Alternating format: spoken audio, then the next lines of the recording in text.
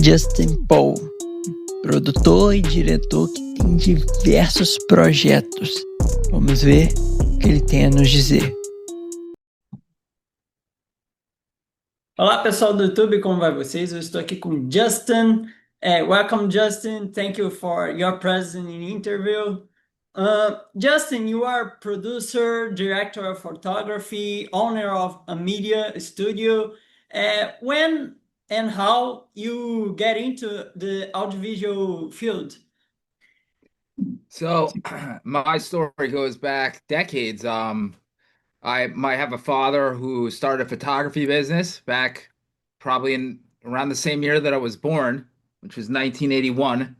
And my family, my brother specifically, and I learned the trade from an early age. And that trade was corporate photography, product photography, advertising for companies like Bed Bath and Beyond and Genovese. And both myself and my brother learned the trade, but thought as we grew up, we could incorporate our own skill set into what my dad was doing.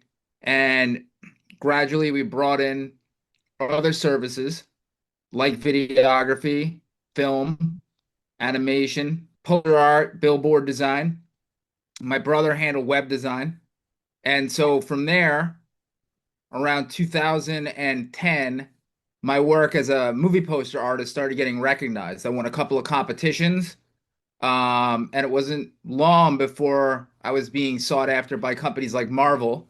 And it wasn't the Marvel Studios that Marvel is today. It was back when Iron Man was like a thing, and then they moved on. They had like a division at Sony, Marvel Knights. So my first professional job was Ghost Rider, Spirit of Vengeance. I did a poster art for that. And then I moved on from Ghost Rider, bounced into Underworld. And then from Underworld, I had a stint with The Amazing Spider-Man. And then I got some work out of that with Blumhouse. I did a couple of the Insidious movies. And again, strictly a poster artist. When I was growing up and I went to college for film, here in New York, at the time was like the 2000 early 2000s. You had to really be in LA. That was always my passion, was to actually make films, not just do the art for them. But at the time, it just wasn't in the cards because I didn't have the opportunity to move to LA and go after that work. So I wound up coming back to it after I started getting some recognition as a static artist, and pursuing what I really always wanted to do, which is be a director of photography and eventually a director and an editor and a writer. I honestly love movies. I've loved them since I'm a kid. It's probably my favorite thing. And I just have always had a feeling like I could do it. And I just know like what people want to see because I read a movie and I can tell it's something I love. I try to analyze it, reverse engineer it. So after I got the recognition, I came back and started partnering with smaller brands, but using my contacts for what I had done with the static, art. And from there, I started getting jobs as a music video director. And I linked up with a couple of metal bands that were interested in my poster art. Introductions were made, and it wasn't long before I was directing some music videos for bands like Butcher Babies and Nonpoint, and that really took off in terms of like I can do this. I want to take it to the next level. I want to direct. I want to make the films. I want to go so far past just designing the art for them.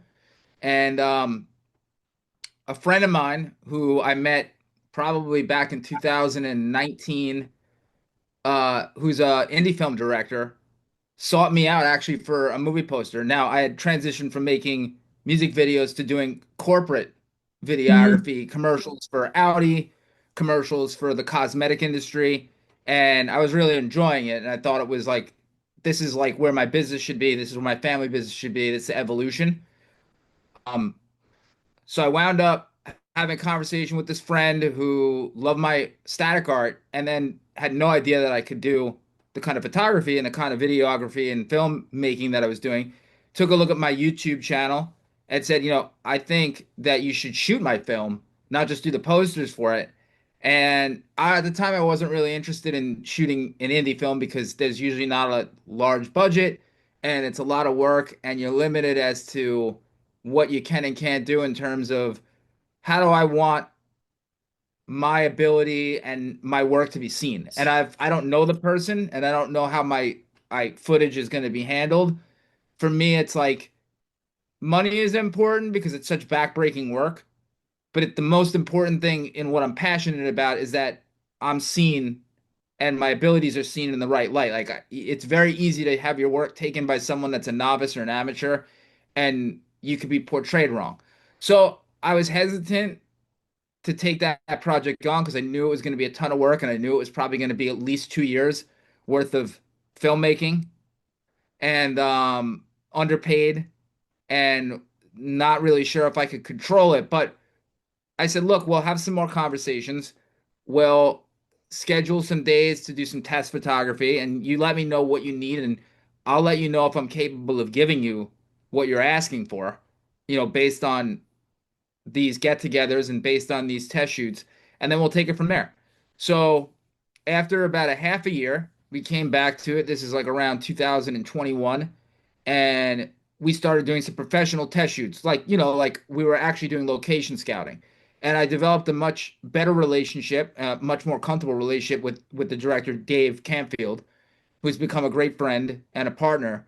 And I decided that I was okay with shooting his film as long as he would give me part of the responsibility. And again, big ass because this is a person that has always directed their own projects, edited their own projects under their control. When you grab a director and say, I want a part of the creative process, he might not like the answer. But he agreed. He agreed that I would have some creative control and I could be, an editing assistant or would at least be given the opportunity to prepare and handle the footage, the film stuff that I was doing for him the way I wanted to see it and to make sure that it was used correctly. Um, so flash forward 2 years later from that, we had gone through most of the principal photography of this film that is about to release called Awaken the Reaper. And it wound up taking a $300,000 budget. It was is a SAG union piece, so it was on the directly through the actors union. We had the opportunity to enlist Lance Henriksen from the Alien franchise and the Terminator franchise, and we also got Lou Gossett Jr., who, if you grew up in the '80s, Lou Gossett Jr. was like the Denzel Washington of the 1980s, and he was an Academy Award winner. And it was a big Mm. ask to get somebody of his talent and caliber, both of them really. And they both signed on as major roles. So you learn in this kind of format. I'm used to doing things with like a three-man team. I like to shoot on my own stuff because I know what I'm going to edit and how I'm going to edit it. And in a music video, it's a little bit more comprehensive. You have like a first AC who's going to pull your focus, and you have maybe like a one or two lighting technicians and someone that's going to supervise your audio. But that's it. You're in control. You're calling you're pulling the you're in control of everything. The shots are being called by you. It's really like a one-man operation with assistants. In this world, when you're shooting a professional film, even on this level, even on a $300,000 budget, you have to learn to work with a team, and you can't handle all the responsibilities on your own. And even the director, would defer to me on my opinion on how to shoot something correctly or how to make something work and bring it, from the world of make believe to the world of realism. How do you do that? Because it's very complicated. It's not just as easy as taking out the camera. It's, a whole process of lighting it correctly and selecting the right equipment, the right kind of lenses, the right kind of camera for the job. There's different tools for every type of setup. And I learned along with I think himself as a director how to work with a team, how to be more of a team player, and how that could ultimately enhance what I was doing and bring it to a new level, something that I was never, involved in before. I utilized my effort. Our studio in New York is about it's between 4 and 6,000 square feet of studio space, and we can build sets. But it was always done for corporate or music video style stuff. It was never done for the film industry until this film. When we started shooting it, we did film a number of pickup scenes, especially effects shots in the studio, built massive sets for it. And that was like not a new world because I had done it before, but for a different industry. And it was at that point that a lot of the media organizations got involved in terms of we had a reputation that was um, becoming known. We released a trailer, a teaser trailer, really, which I actually edited mostly on my own, using my own skill set in the music video world to create this. This was probably around where I'd say we're probably like at the 50% mark with principal photography. So I managed to get together this really killer teaser trailer that caught the attention of Deadline and the Hollywood Reporter. And when that trailer premiered in October of 24, that had a giant press release. We had it viewed like 40,000 times in the first week. Um, and everybody that was a part of this film, famous people and not, because this is like really a film from the heart and it's got organic roots. Professional budget, but film for the heart. It really got its day to be seen in terms of like, well, obviously the film's not out yet, but with that being said, when it got all this credibility and when it got all this recognition in the other in the media, attention in the media, and we have these actors that were legends in their time, subscribing to it and being a part of it and sharing, the good fortune of the media coverage, we started getting people at newspapers like Newsday and other Yahoo Finance reached out and were very interested to find out how do you create and make, a Hollywood film on a smaller budget and like what are the workarounds? How do you do this? Because other people want to know we're in a good time, a good creative economy where people are able to afford their own equipment and anyone can go out there and try to make, a piece of art. It's not easy, but you still have the opportunity where you didn't when I was in school, in college, there wasn't an opportunity. You had to have studio funding and be in California. Not like that anymore. So we had interviewed with these newspapers, and that established my studio as a production company, at least in the land of cinema. And I've had several projects that have come through the door looking for financing and for production assessment since. Um, we're still putting the finishing touches on the Reaper film, and it's going to be screened in festivals coming. I believe we're starting up this summer, and then we're going to target the fall festival circuit. We have a couple of different companies that are interested in acquisition right out of the gate.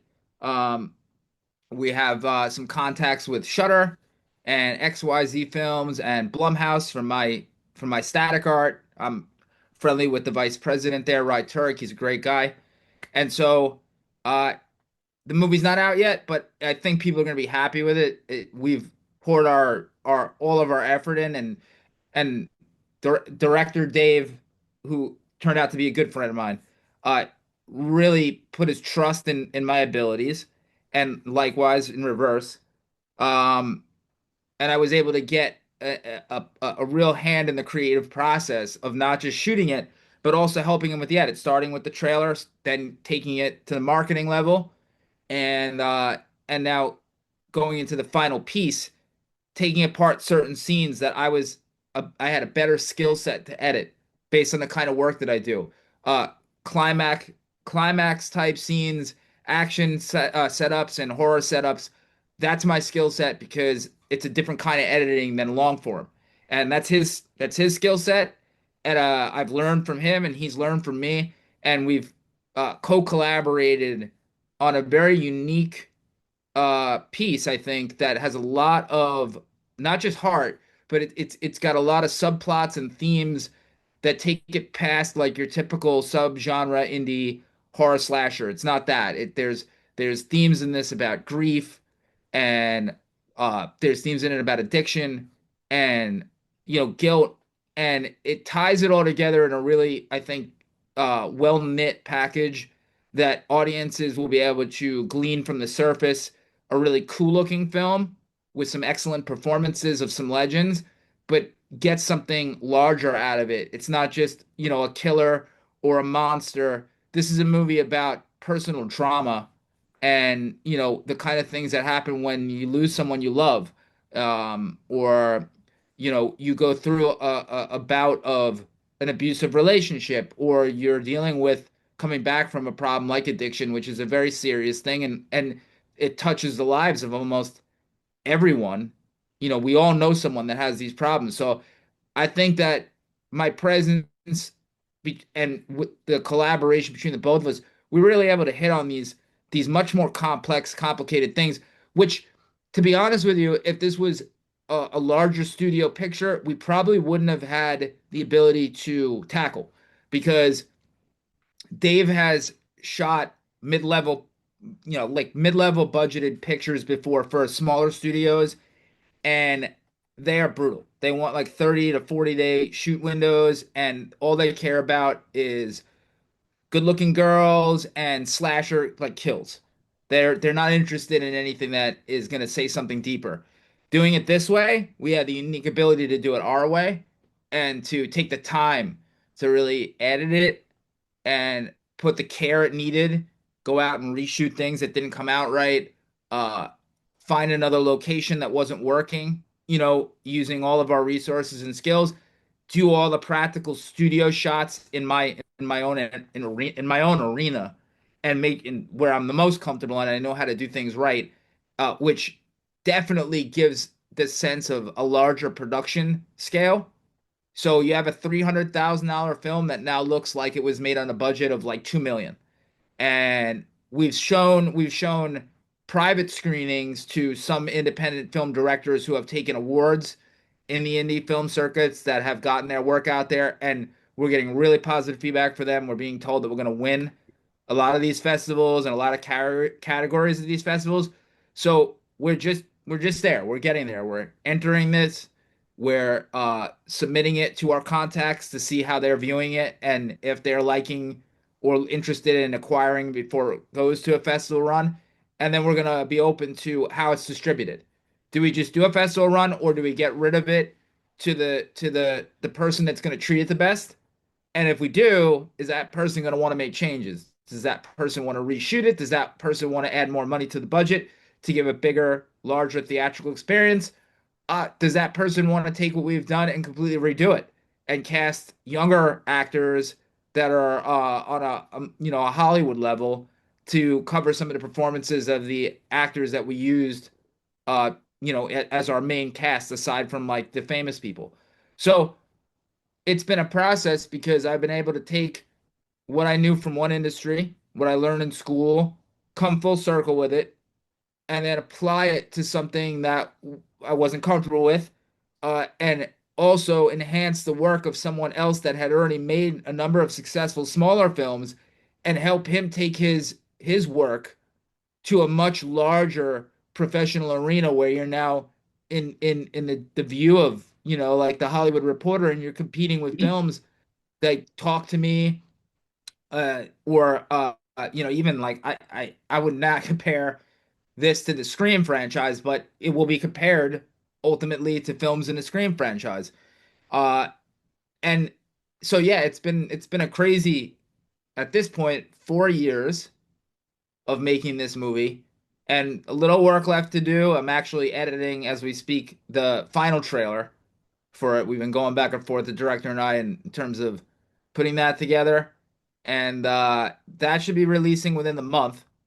Which you'll be welcome to share the links and the press that come out. I'll definitely give you a heads up when exactly it's going to come out, so you can share it to your viewers and your followers, and you let us know what you guys think.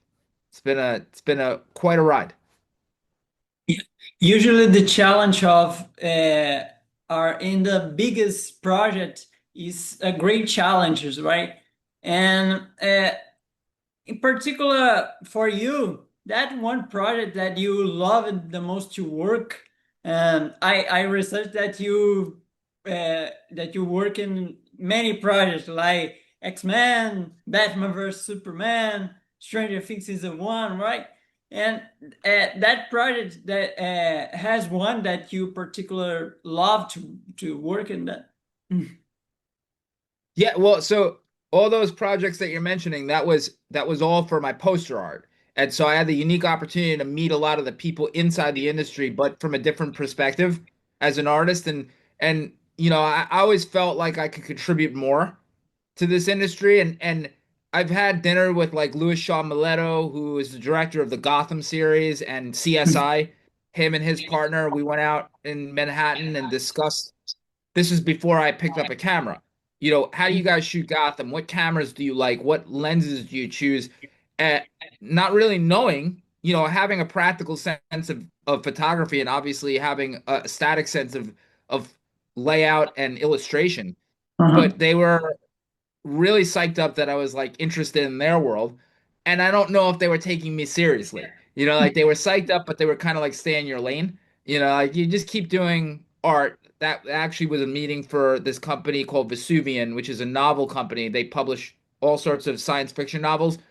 I got a job doing a number of their novel covers for a bunch of their award-winning books. And Louis Shaw Mileto was a partner, had partnered up with Vesuvian. They wanted to start taking some of the novels that were being released, and they were looking at those. They get what they call it's called a first look option. So producers and film studios will glean from uh right now because content is king and everybody's ravenous for something new and what's next. The novel industry is a really good area to go to because there's only so much that script writers and screenwriters can handle. So they're constantly looking for works that are already established. And so Lewis said, "Hey, let me partner up with this novel company and let us give us the opportunity to take some of these novels that we really like and develop them for film." So me coming in from some of those other projects you mentioned from the studio films, that's why Vesuvian hired me because they wanted someone that had worked on bigger projects to do their novel covers and they used my name to help promote their own work. That turned out to a roundabout meeting with these guys who obviously are professional producers and professional cinematographers and directors. And then that sparked my interest. Like, I want to do this. I don't know if they took me seriously. This is back in like 2018, but I said I'm gonna do it regardless, and if you guys want to help us out later when I come to you with a film, great. At least give it a look. Same thing with Rye Turek from Blumhouse. I'm going to give you something in a year or two, and I hope you give it, its diligence. Take a look at it. I appreciate you don't have to buy it, but I appreciate your feedback, your critical feedback.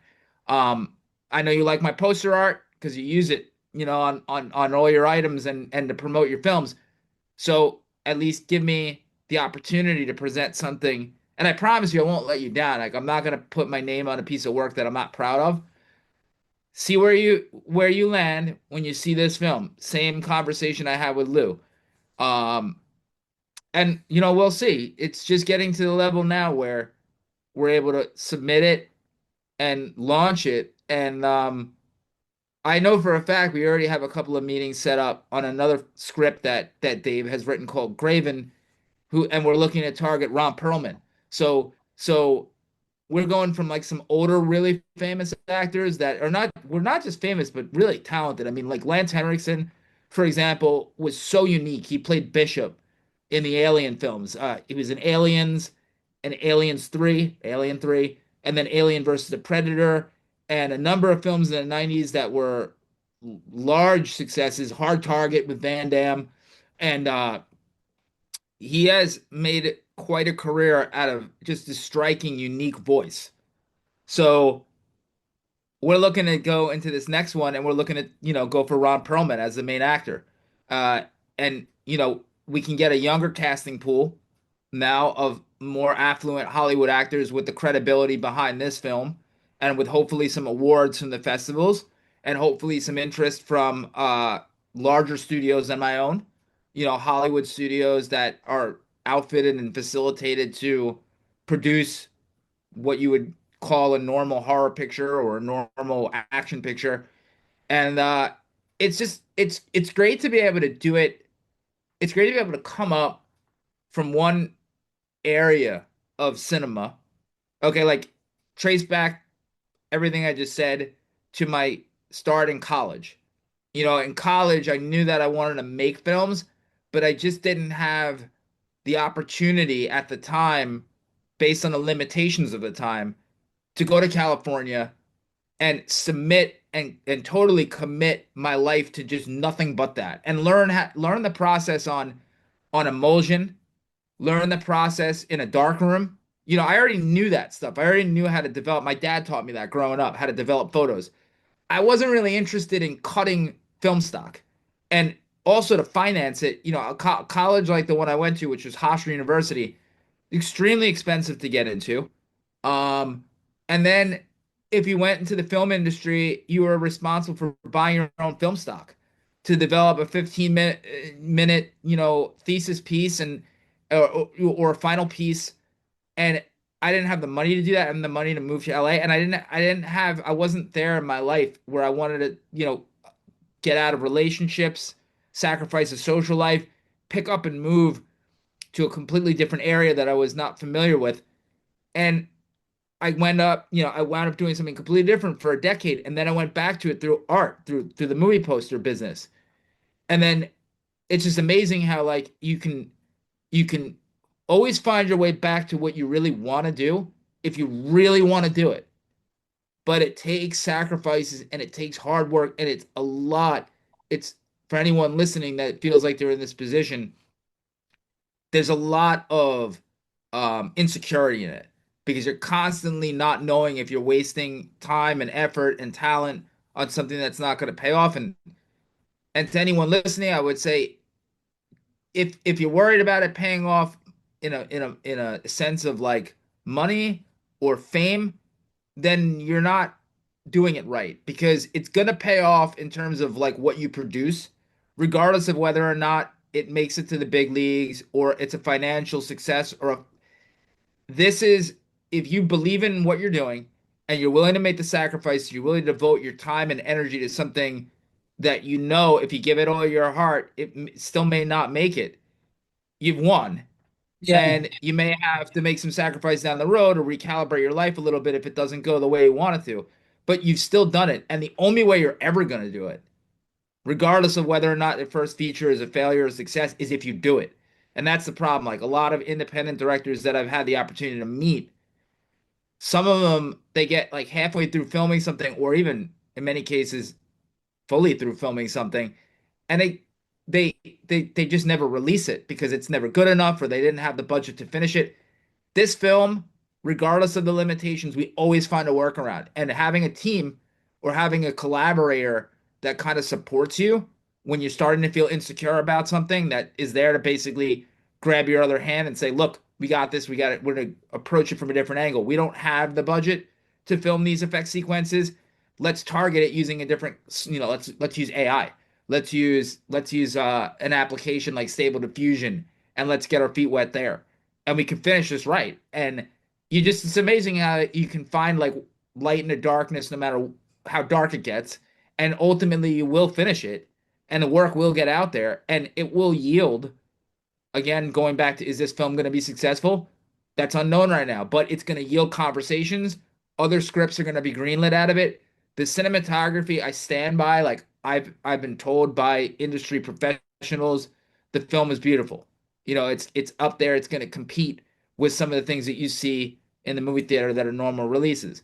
Um, that yields other conversations. Am I offered the role as director of photography in a $20 million picture next? Interesting story. One of our cast, Nicole Lemieux, who plays one of our main roles in the film, young actress, excellent, one of the best people I've ever met. She had taken the trailer and attached it to her reel for her casting agency. And the director of Moonlight, I believe it was, I think his name is Barry. You have to forgive me, I forget his name, but it's Barry something or other. Saw the trailer and offered her a lead role in one of his upcoming horror films. So the cinematography is there, and it's getting noticed by the right people. Ultimately, is it successful? I think it's successful. Is it successful in the world of like, does this thing take a profit? We don't know yet. But I'm happy with what I've done. And I know that we're gonna go and move on from this and take another one probably within a year. So that's the way I think it has to go. If you didn't go through a pedigree or if you weren't introduced into the movie industry with connections like parents that were famous or other directors or producers, everything that I've done with my business, with my life, and with now film was all done with my own two hands. Like no connections. My movie poster art was won by competition. I got people noticed when my art won competitions. Nobody helped me.